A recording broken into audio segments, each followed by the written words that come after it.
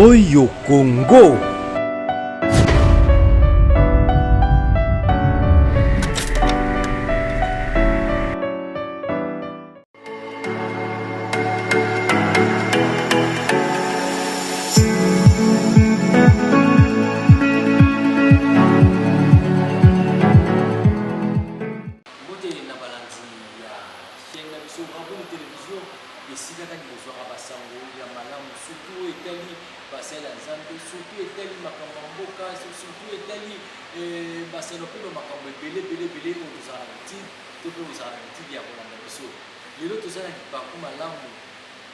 Soki na kati ya mboka basakoli bazalité mboka etambola na kati ya bolieke na kati ya bomulu parce que repère ezalité kasi lelo oyo tozwi liparcours ya koyamba prosel na nzambe prophète Shilo miracle oyo andimi kozala elongo na biso na plateau na biso ya radio et télévision ensemble avec yende tokomeka kodévelopper moko ya bamakambo oyo ezoleka na kati ya bongo ya bakristo ya basala ya nzambe mpe na kati ya république démocratique du Congo yango tozali na symbole ya koyamba mbote ndeko prophète Shilo miracle.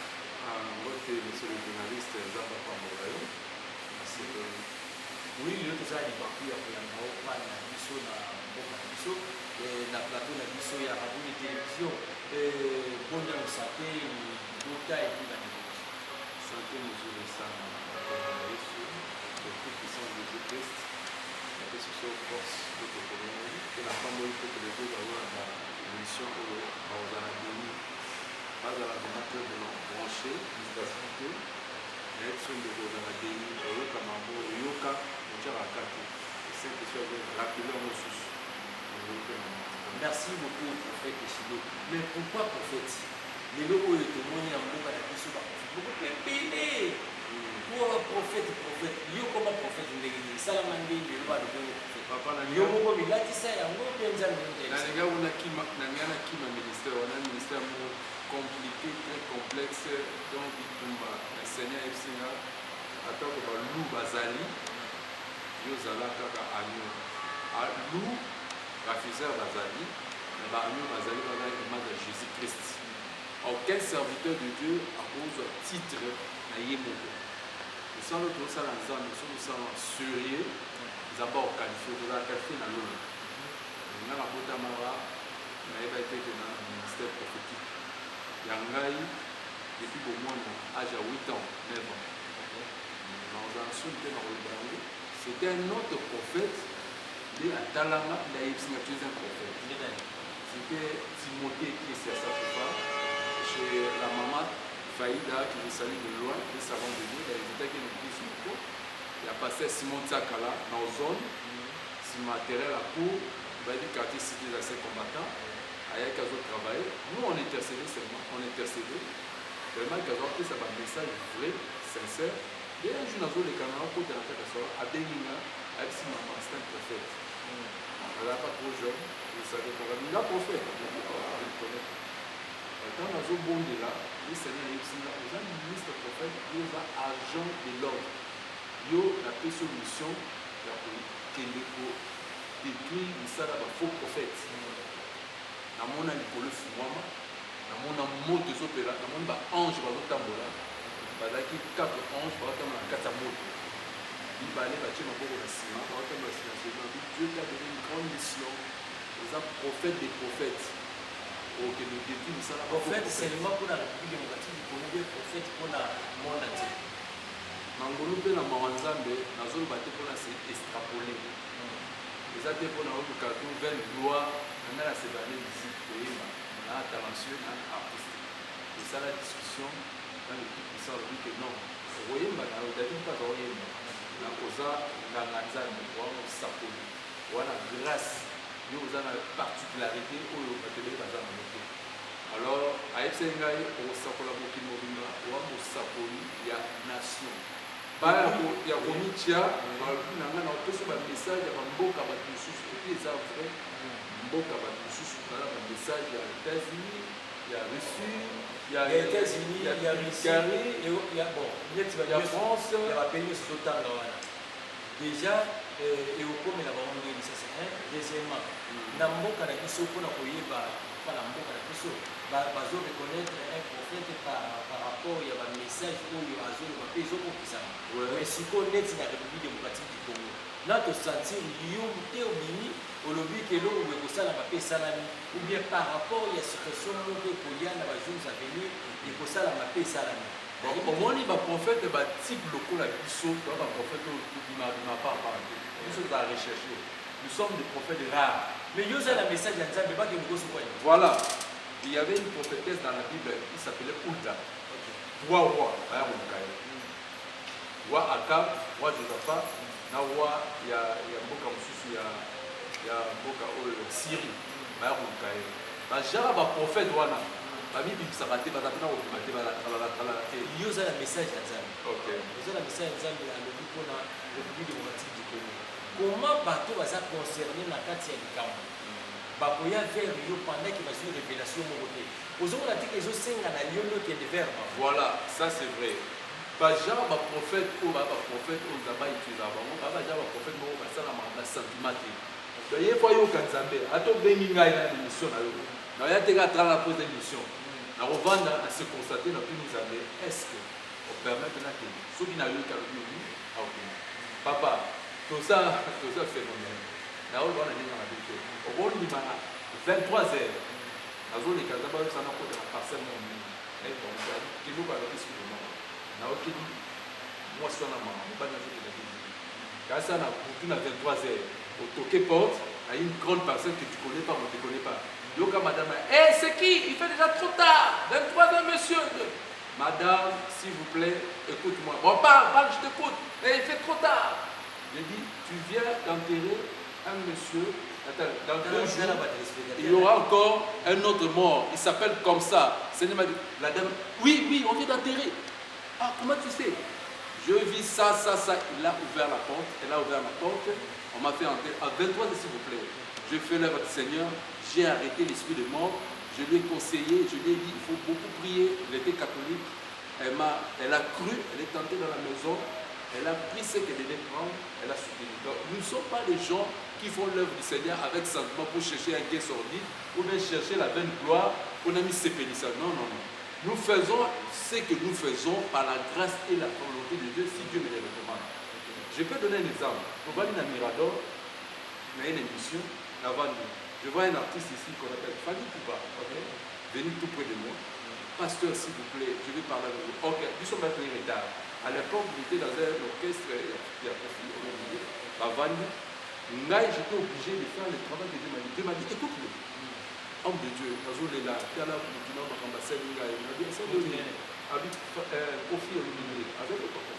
habita makambo kofia ngai nabia ngai nasali ba sacrifice makala nabia nayebi habitala ayambi fe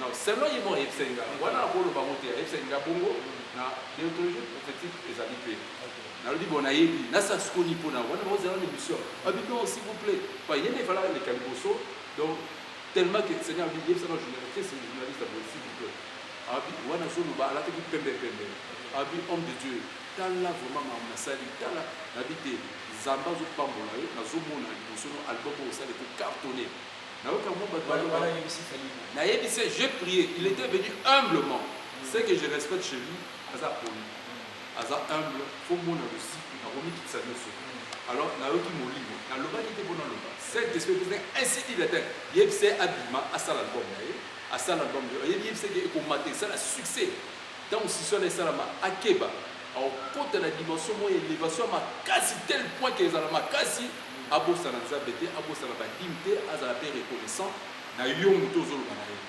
alors est-ce que mon adresse na bika fali non regret na yeza leki un sacrifice à sali et après président na bango a connu que sa confiance dans le après sa confiance dans l'artiste mo atenga comme faire na comme linebi a rejeté non siko ngaya ngani nga naza serviteur de Dieu les place dans zone bête assez de temps le lobi nanga est-ce que vous avez un prophète boliché ou bien prophète oyo ami qui n'ara pas batuka na exarate a bombama baza ba race rare baza ba carbois na kati ya nini ya saka zambe oza bazo utiliser pour un moment opportun dans les tout fali tout pas azali na komikitisa donc alobi lelo omoni élévation bato batiaka o satan bakisi Oui. non Oui. non non l'humilité quand tu rencontres un homme d'onction alobi maloba impacte yo okende na onction wana yo ozoyeba te ata sali bamakambo na ye nde bino balobaka aloko akute na un prophète oyo aza na parole qui est la parole qui vient du trône Seigneur asali ngolu likolo akomikitisa na ye cantique de cantique eza te banzembo za bacantique de cantique c'est banzembo wana eza banzembo ya nzambe bachant d'amour te je vais expliquer les choses etant que prophète ya nzambe aussi ozwa message soit mpona basali ya nzambe soit mpona république démocratique du congo oyoyo oloba nzambe alobela yo epuis esalama ekokisama soki exemple ezali te oyo nazoloba nzambe azomona ngai seigneur azomona ngai nazwa message mpona congo mpe nazwaka lobi nazwaki lobi nazwaki les moyens nazobomba te un homme de Dieu un serviteur de Dieu azala na solité azala na lokuta te azala na respect azala mpe na dignité dire ceci que je manque de moyens pour passer dans les médias parce que milieu zosenga mbongo c'est pas un péché c'est pas mes ennemis mais c'est la vérité. D'autre part, Seigneur, on va aucun des cas. N'ayez humblement, on me dit, s'il vous plaît, je peux parler à la chaîne chrétienne. Moi, je vais bon. Quand je vais bon, je vois que je n'ai pas l'argent. Qu'est-ce que je vais faire? mais si on dit, mais à vision, écoute, voilà, quand il donne la vision, c'est la provision. Au fond, les pages me soucient. La semaine, au fond, pas en erreur. Quand Dieu donne la vision, il n'est pas seulement qui donne la provision. C'est faux et archi faux. Là, les gens interprètent ça mal. Dieu a donné Jésus-Christ la mission. Ouais, provision peut-être ils sont policiers. Il n'avait ni rien. Jésus a dit failli boire et pas Pierre. Il n'avait rien. Jésus n'avait rien. Il n'avait que la parole. C'est la parole. Écoute, c'est la parole qui fera que la personne a à la toucher. Dans la parfois, moi, dans 23 heures, j'ai prononcé la parole. Il était accusé par sa conscience. Oui, Toto Kouf la moutou. Il faut le porte. L'homme de Dieu, Dieu lui donne la provision spirituelle. La provision matérielle, cela dépend du Saint-Esprit, du cœur d'une personne. Il ne va pas imposer. Alors que les personnes qui parlent de la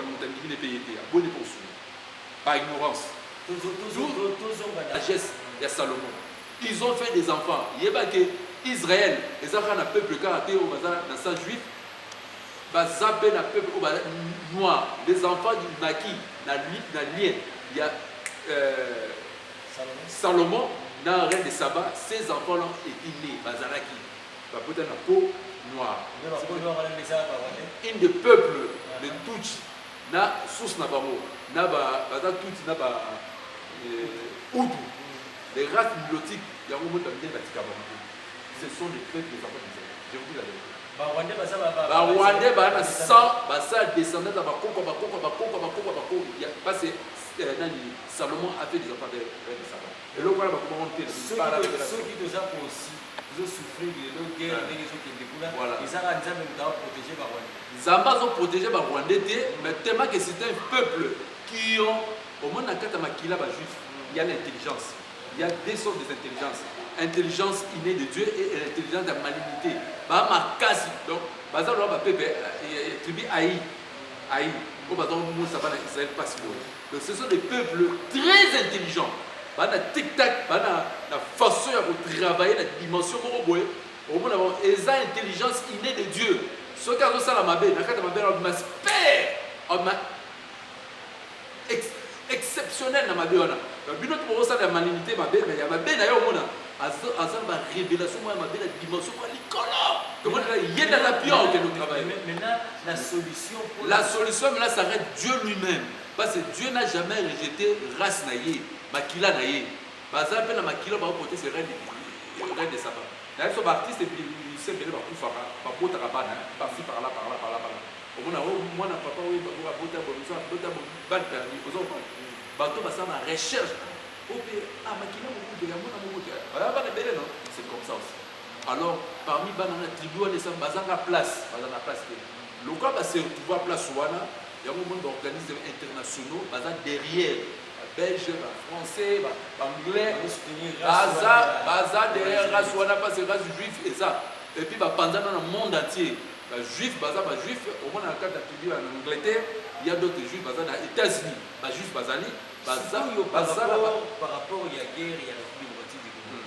Biso pe tozali bana nzambe biso pe tozali bilo d'abord prophète le c'est que non RDC azali mais choisi nzambe ya poni kwa sala makambo na siko so nzambe zo soutenir ba Rwandais parce que ça race o ya pona c'est-à-dire que isolo ya guerre tout tika na biso to le solo à guerre à Congo et ça le solo il y a Bitumba il y a peuple Israël na roi Moabit na 2 rois chapitre 3 verset 26 à 27 ba lecteur de la Bible va tamo 2 rois chapitre 3 verset 26 à 27 oyo ba roi ba ko ka prophète Élisée maïzou maté ba tuni Élisée to ko alors que n'est pas prophète Abino papa Nabino boyo le kelani ko bazaki mabuku makasi prophète Élisée le ba botimula ba benga joueur à joueur à paso beta obeta donc quand on lui m'a dit mais si le prophète Élisée a bi botimula ba babulu bon mona mupepete bon mona vante mais maï bazwa maï ba mela ba roi ba sepela pour Israël maï ezaki difficile ezaki très difficile mais ba tant on vivre na Congo ba na Israël peut ba vivre ba américain peut ba vivre il y a plus difficile à tel point que ba tuna ba bazo liana donc maman bina boyeko ba yoka na mwana ke tozo lia mwana oyo yo peut tout notre lia mwana dans la Bible on a bina oiseau les gars alors qu'il y a 2 personnes ça du grand complot roi vani à 4 bilamba là dit ça nous que pas ça pour ils ont une dimension bonne nazo ça nous ont souffrir nous ont passé étape au plus bas nos autres nations va pas ça na boyo ka révélation remarquez bien na 2 mois tant le prophète Élisée a petit guida à l'homme boké des bon lecteur ba voilà tout c'est so boké du mana roi Moabit est-ce que vous gagnez bien vous gagnez oh roi Moabit azali na sagesse moko ya makasi malgré païen incirconcis mais peuple israélite peuple de Dieu zamba c'est bon grâce mais baza na sagesse te ok ba non pas prophète maboko pas maté ba ya non pas prophète la boya na ye aboke ni papa au koko na moi wa ka ba supplier ta ba prophète le ba mpe sa poite baza trop léger dans 3 rois ba longwe ba ba mukara un prophète ba prophète ça comment baza mpe sa valeur baza mpe sa valeur te ba mpe sa ni ba valeur te on va président de la République aya ko un prophète na ndako na ye ake ba okisango ba longwe ba prophète ba na ba roi ba ye ko na zomo na lelo sikoyo na République démocratique du Congo ba prophète bozebi ba prophète nini oyo ozoyebake na savoir na zela baza na molimo na nzambe oyo bakoki apporter ça na ko apporter pour wana to si ça non vidéo il y a du sola bitumba il y a peuple Israël na roi Moab non parce que la moni jusque là révélation ils ont dit makaka te par rapport nazoya s'il vous plaît nazoya tant baké bitumba babano bunda la Bible dit ceci dans verset 26 27 roi Moab a moni que bitumba zaki makasi il a constaté que le peuple israélien était très fort, il les frappait, il frayait un chemin. Il sortit hors du camp, il sacrifie son premier fils qui devait lui remplacer comme président, comme roi. Il sacrifie à Dieu comme un sacrifice d'holocauste. Ses premiers fils étaient morts. La Bible dit le combat a changé. Le peuple moabite commençait à frapper les enfants d'Israël d'une façon extraordinaire. Les lecteurs de la Bible, ils aiment bien la Bible. 2 Rois, chapitre 3, verset 26 à 27. La Bible dit, Dieu a suspendu la guerre. C'était fini en suspense. Parce qu'il a reconnu que les enfants d'Israël, c'était aussi mes enfants. Leur père, je fais avec eux l'alliance. Le roi, excusez-moi, j'arrive. Non, j'arrive. Excusez-moi, j'arrive. Il regarde aussi de l'autre côté, le roi Moabite a fait un grand sacrifice. À Salelo Komoko et Salamanonte, il a fait quelque chose qui devait arriver dans les temps à venir, dans les âges à venir. Parce que Dieu pensait dans ses pensées qu'il va envoyer un fils unique qui va mourir. Mais il a vu un païen faire quelque chose avant le temps, entrer dans son plan et faire quelque chose qui l'a beaucoup éblouissé, qui l'a beaucoup surpris. Il était obligé d'accorder que ça puisse être nul, que personne ne puisse perdre. Mais la Bible dit les enfants d'Israël étaient rentrés dans leur pays tout en étant indignés. Bien aimé, Nazokoma. Du Tumba ya Rwanda, na Congo, et ça 2 nations, nation Bilaka, Congo na biso, pays ont traversé dans des fleuves, tout comme ça, pays des nations, na pays Moroboy, on Zambé, Ayebike, prince, Yamakila, et ça la génération de Koko. Ce sont 5 sacrifices moko au peuple congolais. Il y a déjà pour ça là. L'Europe sans de Mbeka, comme Kabana Mbeka, peuple congolais et Mikaba Mbeka. Totika, Yokana Isaïe. Il faut expliquer. Laissez-moi expliquer, parce que toute révélation, et ça révélation, il y a besoin de mots, car il y a côté européen, il y a la forme. On a repris révélation, il faut des explications. Il y a des détails. On va exemple. Dans Ésaïe chapitre 20, verset 2, 1 jusqu'à 2. Exemple, le prophète Ésaïe a se déchaussé. Alors, on va dire, toi, tu as lu, attends, la moutakala, Israël. Tu peux expliquer ça à quelqu'un qui ne connaît pas la parole pour moi. Il était resté nu. Il faut d'abord entrer dans la révélation, expliquer la nudité, la veut dire quoi, c'est des choses, veut dire quoi, pourquoi le prophète Esaïe seulement, quel genre de phénomène, le prophète moi, voilà, maintenant je vais expliquer. Le Congo, le peuple congolais doivent comprendre ceci, même les dirigeants doivent faire attention, trop attention. Celui qui est numéro 1, il ne doit pas faire des choses par le oui-dit seulement comme ça, il doit chercher les hommes de Dieu qui ont la grâce, les véritables grâces.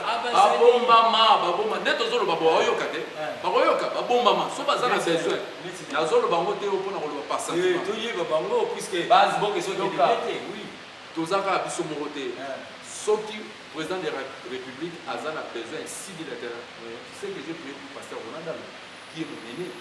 Tu sais que le président de la République, ensuite Roland. Tu sais que j'ai fait une émission à RTVH. Je n'ai pas dit ça pour sympathiser.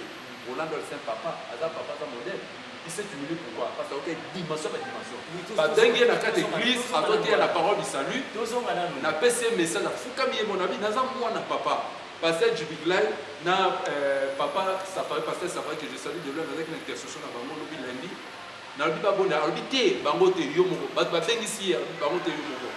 L'homme de Dieu dit seulement ce que Dieu lui a dit. C'est à eux de voir et puis de juger qui ils peuvent mettre tout leur côté pour pas sous la parole. Problème dans les chefs de l'État, vous voyez, il a rempli, il a choisi parce que vous avez un prophète. S'il faut les lois, il y a 5 prophètes au Bazali, dans la mission de Zambie, dans la mission. So Babila ben ça 5 prophètes. Aux autres on a quelque chose anticipé, na 6 ans. So Babila ben un prophète pas ya. Le prophète qui est sincère, qui sait que Dieu lui avait donné le message pour le Congo. N'a pas ça va passer un message.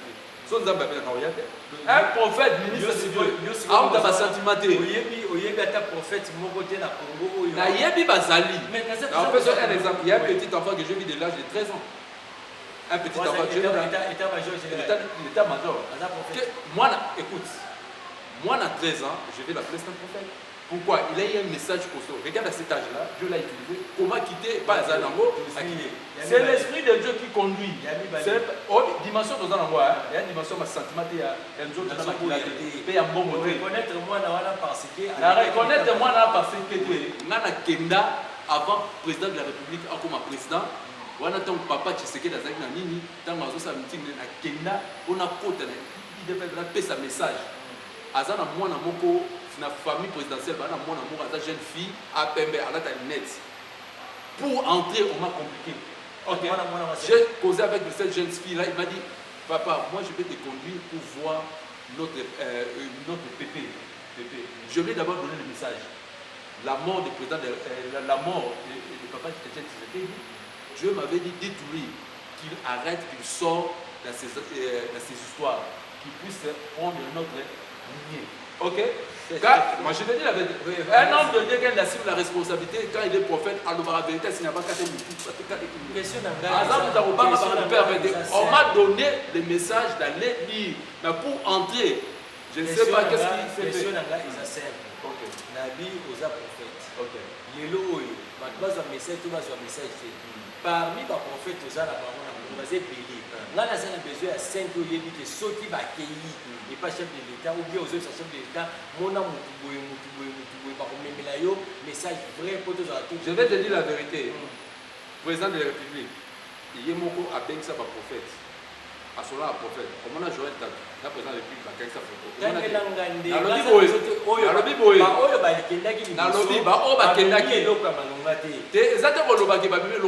président de la République, Mobutu, recevait des prophètes et recevait des serviteurs de Dieu. Est-ce que le problème de l'homme lui-même, même ceux-là qui étaient partis bien avant, ata balobi vérité so moto aboyi kosalela même il y a tout au pays, ça ne vaut pas la peine. Écoute, il y a tout Oyo. Notre président de la République, c'est une personne qui est très intelligente. Après, ça peut valer la marmanda. Du fait que dans mon avis, Azoya vous a conseillé et pas pasteur Roland Dalo, c'est quelqu'un qui Azo Ranza Bepé n'a sourié à respecter. Moi, je dis la vérité. Il y a des bossons, moi, à 13 ans. Moi, à 13 ans d'Assaïe, il y a encore une soeur, une servante de Moissi, à Rouya. On ne m'a pas donné le nom, mais c'est une jeune soeur. Oh, Zamba, on a appelé l'anonymat. Alors, on a appelé dans le débat. Et le cause Zamba, au moins, une expression, on va pas y aller. Excusez-moi, un homme de Dieu, Zamba, tu as un sentiment de vous, mais maintenant, on va classer. Jésus peut aussi parler aussi des langages. Jésus-Christ aussi parlait du langage du temps. Il a fait une flûte, il a besoin d'un langage à temps.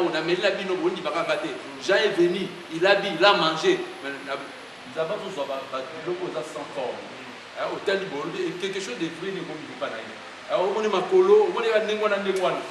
il vient des charismes.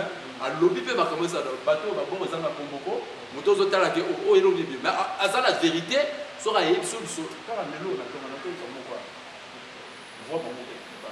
Oui, mais Gina, vois mon mot. La tombe, on a pas d'entendre ici. La sonne, une heure du temps.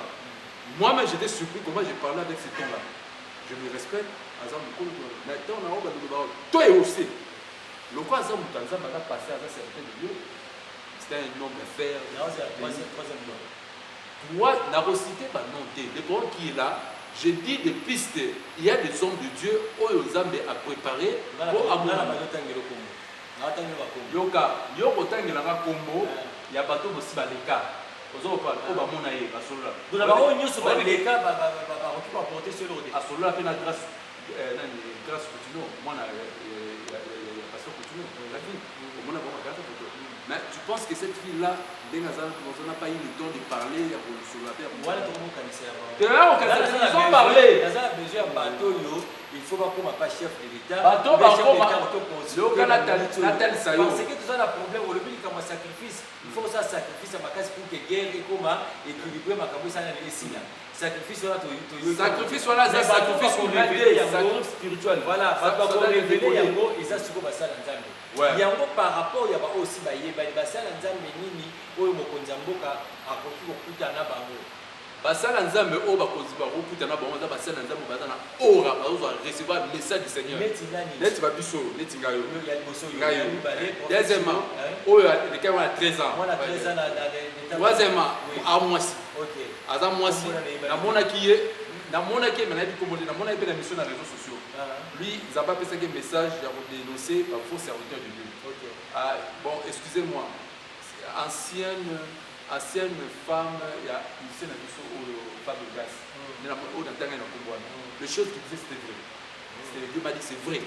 Mais c'est quoi pour ça?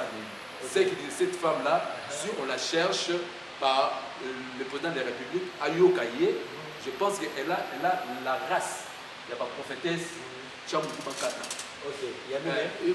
Yamine, Amobali. Moi, je te dis, quand Dieu m'a montré dans la révélation, il ne m'a pas donné le nom. Je ne vais pas ajouter le sécurité.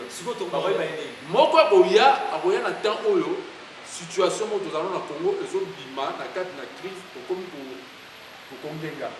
Il y a un message où il faut ça, mon Konzamboka, qui est pesant. Et ça va être une dispensation à temps aux amours. Il y a mitano.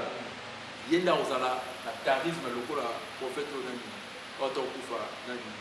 Il y a un charisme local, papa n'a pas mort. Papa n'a il s'appelle comment? Il est connu. Prophète Nigeria. Il y a un charisme. Terrible. Son nom c'est. Bakuta dit na bala to ayebani kombo de roya siko question na siko ya suka ko loshite na kati ya République démocratique du Congo na ba oyo nyonso ba leta ko ba prophète pe ba delilesi ba Joel Tatu to yebi mo ba kombo mo bese esa mo belé donc bango na minute baza na message mo clété pour la nation oyebi na web solo moko na sauver Je connais prophète Joël Tatou dans le passage quand j'avais dans l'âge de 12 ans, 13 ans, 14 ans. Je connais la famille, je le connais. Il y a du caractère, mais au bas de sous c'est ça le fait. Premièrement, Bakizaï a zasoki na kata na kabali soko. Bakizaï que tout son maman na bango asakia ni so maman na bango maman za maman bien je le connais. Je le connais. To vana na bango to bien na bango so mafuta ils ont souffert. Ils ont souffert papa tika. Et chez maman Béa. Chez maman Béa, c'est une femme de prière. Je connais la famille, je vois maman Béa. Oncle Nono, oncle Papou, et ça fait on priait tout chez maman Bopéa. Maman Bopéa, le soir, moi si il y a Ouera Son, maman Sylvie Ouera. Je vous dis vrai, na Roger Baka. Roger Baka, même avant même Koutou Akoma évangéliste, j'ai prophétisé pour lui à l'âge de 8 ans. Azolia, il papa Soso, n'a prophétisé pour la prochaine souffle. Son mon lit, mon évangile Katinayo, mon lit est mignon. Et le bal a tel boy, au Kokate. Tu peux gérer ça. Zamba Salaïka na façon Moroboye, dans les 4 messagers, maman 4 messagers, maman et Roger Baka, à Bonteki Sika, parce que l'organisation va te péter à l'air. Dans la zaki moi, à 9 ans. Il y a maman de 4 messagers, pour que la maman, toi des maman Roger Baka. Roger Baka va nous bousser porte, à Zolia Soso du papa Aïe, alors là, le papa Soso, Nathalie, maman va continuer à dire, ça pour la peau, il y a un jeune homme, bonjour. Tu seras un serviteur, tu seras un grand évangéliste. Les Zamba utilisent puissamment. Il y a encore 8 ans. J'étais dans la tête chilote, moi, Adidas, parce que moi, Roger Baka, c'est quoi mon gars, il a du respect. Tous, nous avons été chez maman Bopéa.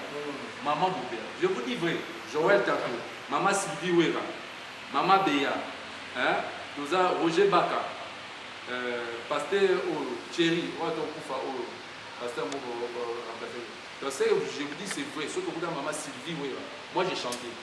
Il y a Zaki président, prophète Joël Zaki président, il y a jeunesse. Non, je ne disconviens pas par rapport à ça. C'est un homme de Dieu tout fait. De l'eau, voilà, ok, ça va. Dieu me donne des messages pour l'aïe. Dans la caméra. Ok. Azo pour téléspecter au point quelque chose, c'est vrai. Déjà. Ok. Message pour la Congolais, et puis là, voilà, que Dieu bénit le peuple de Dieu, que Dieu bénit la nation congolaise, que Dieu bénit le président de la République pour nous avoir choisi 5 ans au mandat au Sala. Je reconnais avec la ministre Oaché, les choses vont changer et je reconnais que le Dieu tout-puissant qui croit et qui prie va aider le Congo à s'immerger, à aller de l'avant. Je dis ceci, peuple congolais, n'insultez plus les prophètes. Tout prophète de la Bible avait ses faiblesses. Dieu refuse cela, de commencer à citer les hommes de Dieu. Et surtout les pasteurs, quand vous prêchez dans la chair, laissez de minimiser les ministères prophétiques. Dans 1 Corinthiens chapitre 14, la Bible dit, aspirez aux dons, surtout les dons de la prophétie. Examinez, n'insultez pas. Vous avez mal fait le peuple congolais de citer les hommes de Dieu.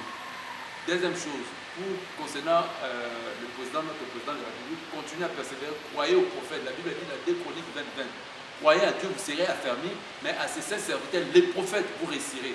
Nous avons au Congo des prophètes, même ceux-là qui ont travaillé avant nous, que Dieu a fait grâce, qu'ils soient élevés, qu'ils voient le président avant nous. J'ai confiance qu'un prophète consciencieux, une prophétesse consciencieuse, dit des vérités. Il ne parle pas pour flatter. Dieu a élevé certaines personnes. Il a été dit, à pas moi, avant que le président comme Joël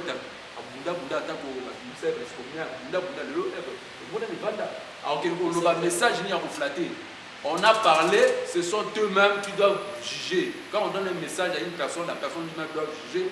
Qu'est-ce que je peux prendre pour les bons? Comment je vais faire? S'ils ne le font pas, cela ne concerne pas les prophètes. Mais pour sortir le Congo dans le chaos que nous trouvons, la guerre contre le Rwandais, ça demande beaucoup de choses. Ça demande qu'on puisse nous consulter, je vais donner la carte. Si vous nous appelez dans notre numéro, vous allez voir des vérités, si on le met en application. Jésus-Christ aime la justice. Jésus-Christ est un roi de rois. Il aime la justice. Quand le président de la République, M. Kabila, a pris la nation, ils se sont posés, ils ont fait l'alliance avec le Rwandais que nous puissions qu'on puisse l'aider pour déguerpir monsieur le président. Oui, j'avais déjà parlé. C'était déjà une alliance conclue. Alors pour détruire cette alliance-là, ça demande un homme de Dieu de la haute spirituelle, Ngarmanzam, pour détruire cette alliance-là. Le feu président de la République a pris le Congo et est allé vendre ça chez les déesses Zaïma, sous la mer. Ok? Desma libéra la déclaration cérémonie Salamara, président de la République. L'alliance, il y a sirène des eaux, Zaïma. C'est Salama. Vraiment, merci. Quels sont les remèdes qu'on doit faire? On doit prendre un bateau, qui est dans toutes les rivières, dans la source, qui va déclarer. Pas n'importe qui, pas un homme de Dieu prophète qui a touché les fétiches à Souyama pour on est en Koufa. Parce que ça maille, ça a géant moko, l'esprit moko est témoigné qui a géant. Quelqu'un qui n'a pas les mains lavées dans le cul. Oh, à Simba qui cité. Merci beaucoup, prophète Silo, pour l'intervention de Mokonelo. Bana Nzambe pe ba Congolais beso partout ici ka bozali na bandi kotolanda Mosela Nzambe oyo toujours ki ba ku ya ozali ngo vraiment beau aimer vidéo na biso beau partager yango beau panza yango vraiment bisiki belé parce que mboka oyo eza besoin de solution ebelé et puis église ya Kolo eza na kosenga ya lumière parce que to simbi pe trop to yoki pe trop mais ezosenga basakoli pe basala Nzambe ya nguya pona kozongisa susu bana Nzambe na kati ya nzela parce que sur la Bible, les revient bientôt, il faut tous aller toujours prêt. Botika la malamu, tout le monde est balasi.